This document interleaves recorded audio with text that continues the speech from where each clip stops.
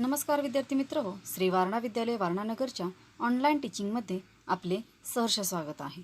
आज आपण इयत्ता 7वी विषय विज्ञान या विषयातील घटक क्रमांक 11 पेशी रचना आणि सूक्ष्मजीव या पाठाचा अभ्यास करणार आहोत. बघा विद्यार्थी मित्र हो, standard 7 subject science. In this subject we learn 11 chapter cell structure and microorganisms या पाठाचा अभ्यास करणार. Nature of microorganisms. Among the sketches you have drawn, do you find any of the microorganisms you see below? What inference can you draw about their size? सूक्ष्मजीवांचे स्वरूप म्हणजेच nature of micro organisms. तुम्ही काढलेल्या चित्रामध्ये खालील सूक्ष्मजीव दिसले का? त्यांच्या आकाराविषयी तुम्हाला काय निष्कर्ष काढता येईल? बघा विद्यार्थी मित्र हो, हे जे सर्व स्केचेस दिसतात हे सगळे काय आहेत? मायक्रो ऑर्गॅनिझमचे स्केचेस आहेत. नेचर अशा वेगवेगळ्या आकारांमध्ये तुम्हाला मायक्रो ऑर्गॅनिझम्स काय झालेले आढळलेले दिसून येतात. काही गोलाकार आहेत, काही दंडाकृती आहेत. त्याचा आकार वेगवेगळ्या प्रकारे तुम्हाला असलेला दिसून येतो. हे जर आकार बघितले, काही सर्पिले आकाराचे आहेत, वेगवेगळ्या आकाराचे तुम्हाला सूक्ष्मजीव मायक्रो ऑर्गॅनिझम्स तुम्हाला आढळताना दिसतात.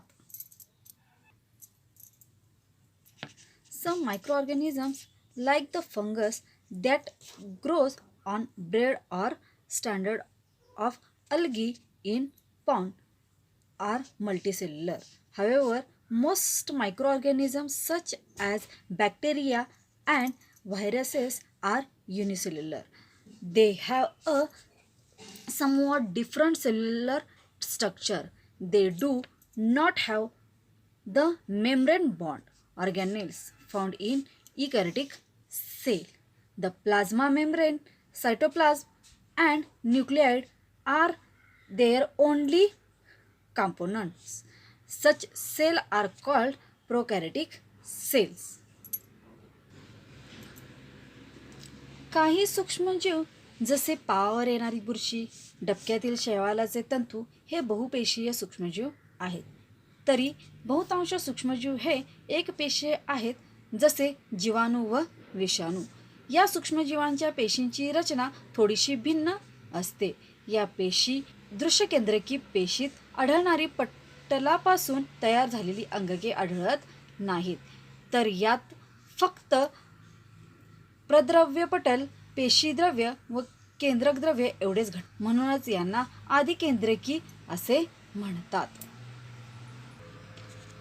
बघा, काही सूक्ष्मजीव हे पावांवर बुरशी, डबक्यातील शैवाल तंतू हे सगळे कसे असतात? बहुपेशीय सूक्ष्मजीव असलेले आपल्याला दिसून येतात. मल्टीसेल्युलर ऑर्गॅनिझम असलेले दिसून येतात. बघा, most organism such as bacteria and viruses are unicellular. जर तुम्ही लक्षात घेतलं तर काही सूक्ष्मजीव हे एकपेशीय असतात, जसे की जीवाणू किंवा विषाणू. बघा पुढे त्यानंतर काय की they have a somewhat different cellular structure. त्यांचं स्ट्रक्चर जर कशी असते, रचना जी ही कशी असते, इतर पेशींपेक्षा वेगळी असलेली तुम्हाला दिसून येते. बघा पुढे काय सांगते, या पेशीत दृश्यकेंद्रकी पेशीत आढळणारी जी पटलापासून तयार होणारी जी अंगक आहेत ती तुम्हाला आढळलेली दिसत नाहीत, तर फक्त प्रद्रव्य पटल, पेशीद्रव्य व केंद्रक द्रव्य म्हणजेच बघा प्लाझ्मा मेम्ब्रेन, सायटोप्लाझ्मा आणि न्यूक्लियाइड असे वेगवेगळे कंपोनंट, असे वेगवेगळे घटक तुम्हाला तिथे आढळताना दिसतात. आणि त्याच सेलना काय म्हटलं जातं? प्रोकॅरियोटिक सेल म्हटलं जातं. प्रोकॅरियोटिक सेल म्हणजे आदिकेंद्रिकी असं म्हटलं जातं. बघा, त्याची एक प्रोकॅरियोटिक सेलची एक तुम्हाला इथं डायग्राम दाखवली आहे. बघा, प्रोकॅरियोटिक सेलमध्ये कोणकोणते पार्ट्स असतात? सेल वॉल, त्यानंतर प्लाझ्मा मेम्ब्रेन, न्यूक्लियाइड, सायटोप्लाझ्म, त्यानंतर रायबोझोम्स, बघा प्लास्माइड, त्यानंतर असे वेगवेगळे घटक तुम्हाला त्याच्यामध्ये असलेले दिसून येतात.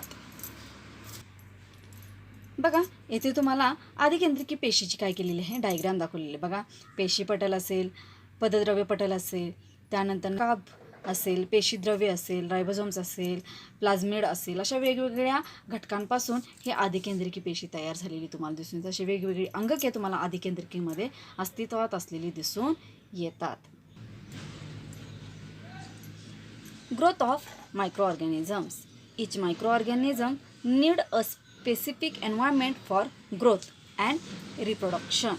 Many microwaves need oxygen for their growth, whereas some microwaves can grow without oxygen. Some microwaves survive even in extreme and adverse conditions like the ocean floor, ice in polar region, hot water spring, etc. During adverse condition, microorganisms form a thick covering around themselves and stop their life process. On return of favorable condition, they come out of the protective covering and continue their life processes. सूक्ष्मजीवांची वाढ, growth of micro organism. कशा पद्धतीने सूक्ष्मजीवांची वाढ होते, कशा पद्धतीनं micro ऑर्गॅनिझमची growth होते ते आपण बघणार आहोत. प्रत्येक सूक्ष्मजीवाला वाढ व प्रजनन होण्यासाठी विशिष्ट परिस्थितीची आवश्यकता असते. बऱ्याचशा सूक्ष्मजीवांना वाढीसाठी ऑक्सिजन आवश्यक असतो, मात्र काही सूक्ष्मजीव ऑक्सिजनशिवाय वाढू शकतात. समुद्रतळ, ध्रुवीय प्रदेशातील बर्फ, गरम पाण्याचे झरे अशा प्रतिकूल परिस्थितीत सुद्धा काही सूक्ष्मजीव टिकून राहतात. अशा वेळी ते स्वतःभोवती कठीण कवच तयार करून आपली जीवन प्रक्रिया थांबवतात व परिस्थिती अनुकूल झाली की कवचातून पुन्हा बाहेर येऊन आपली जीवन प्रक्रिया सुरू करतात.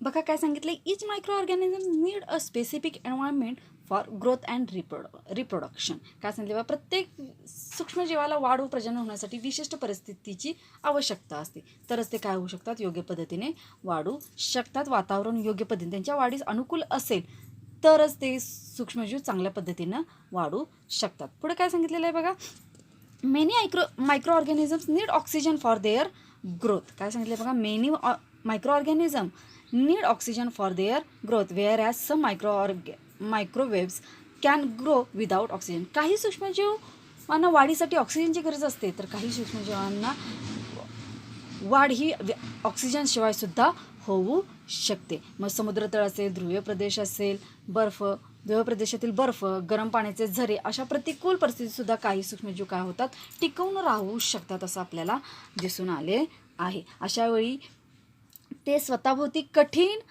कवच तयार करून आपली जीवन प्रक्रिया काय करतात, थांबवतात. तुम्हाला माहिती आहे की जर थंड हवामान असेल तर त्यामध्ये तुम्हाला सूक्ष्मजीव वाढलेले दिसून येत नाहीत, कारण त्यांच्या वाढीसाठी ते वातावरण पोषक असत नाही. बघा, ज्या वेळेला त्यांच्या वाढीसाठी अनुकूल परिस्थिती होते, योग्य ती परिस्थिती होते, त्यावेळेला ती काय होतात, कवचातून बाहेर येतात आणि आपली जीवन प्रक्रिया काय होतात, सुरू करतात. त्यांची ग्रोथ होण्यासाठी सुरुवात होते. बघा विद्यार्थी मित्र हो, अशा पद्धतीने आपण दोन घटकांचा अभ्यास केला. एक म्हणजे नेचर ऑफ मायक्रो ऑर्गॅनिझम्स आणि दुसरं म्हणजे ग्रोथ ऑफ मायक्रो ऑर्गॅनिझम्स. तुम्हाला काय करायचं आहे, जो आजचा घटक झालेला आहे या व्हिडिओमध्ये त्याचे योग्य पद्धतीने वाचन करायचे आहे. धन्यवाद.